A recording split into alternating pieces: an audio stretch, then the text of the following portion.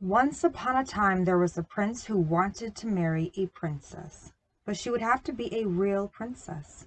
There were princesses enough, but it was very difficult to find out whether or not they were real ones. Quote from The Real Princess by Hans Christian Andersen. Day 1. Ninth waning day of the third moon cycle.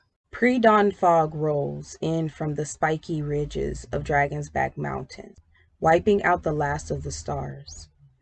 I'm sure I'm dreaming, because it glitters like a million fairies trapped inside.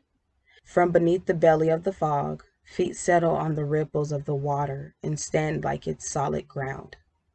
My heart beats unnaturally fast. I wait to see more, but the fog drowns me and my tree. I jerked awake, nearly falling out the tree, and instinctively looped an arm around a branch as if it were my twin's arm. There was no fog, only damp clothes and dappled sunlight. I yawned and stretched my stiff limbs, preparing to jump down. I stopped in time to keep from jumping on the head of the girl standing beneath me.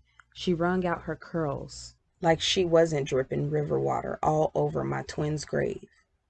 As she flipped back her hair and began wringing out her shirt, I dropped from my perch directly in front of her. The girl didn't even jump, just eyed me. I folded my arms.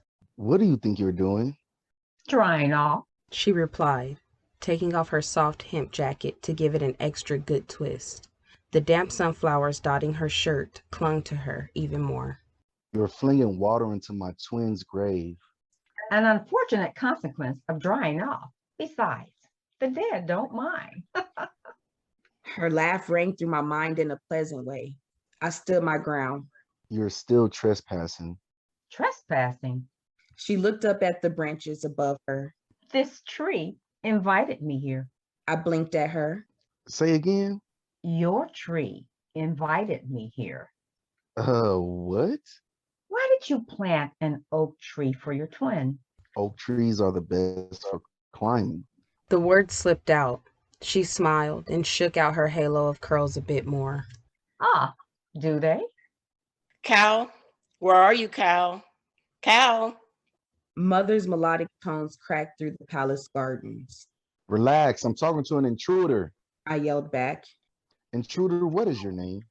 but the girl was already gone. Cal. Mother trotted towards me, mud smudging the hem of her burgundy dressing gown. Did you say intruder?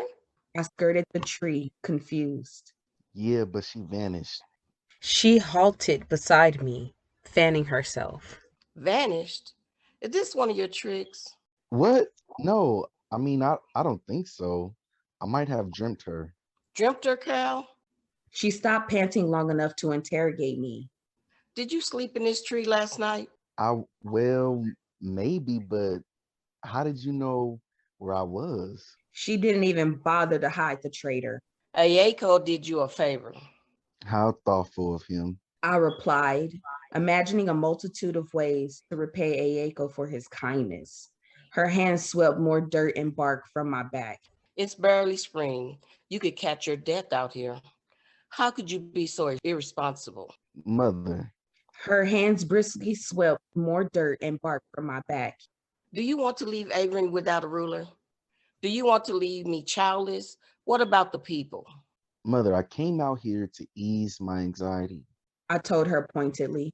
And I didn't mean to fall asleep. It just happened. Nor is it barely spring. There hasn't been a frost for weeks. Calm down. She clapped her hands at me. Don't tell your mother to calm down and don't be so dramatic. I dug in my heels. I'm not being dramatic. I'm anxious.